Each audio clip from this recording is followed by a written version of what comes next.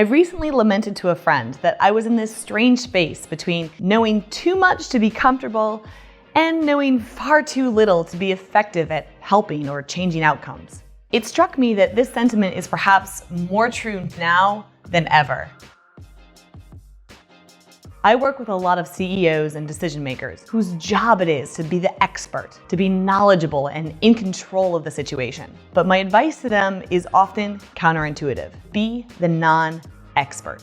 Especially in times of upheaval or crisis when our fear begins to feed our stress, we look for ways to return to a sense of normal. We grasp at ideas and authority to reestablish order.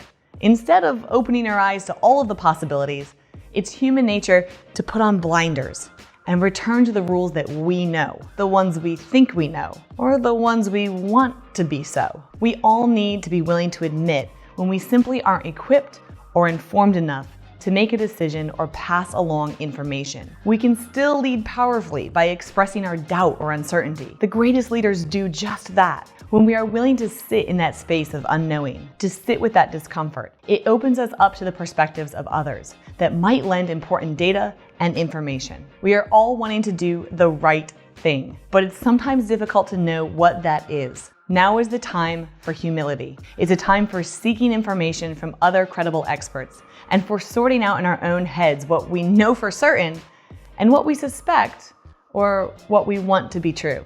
As we search for ways to gain back order in our lives, it can be a useful exercise to sort out the things that we have control over from those we just don't. We have to accept that we can't control how long life will be disrupted or what the future holds. We have to accept that we can't control how others will behave or feel. Those are their stories. We have to let go of trying to manipulate the stories of anyone else. The only control we have is of our own story, our own attitudes, actions, and communications. Remember that being the non-expert can be a truly powerful position. Stay curious, stay humble, stay kind, stay fearless.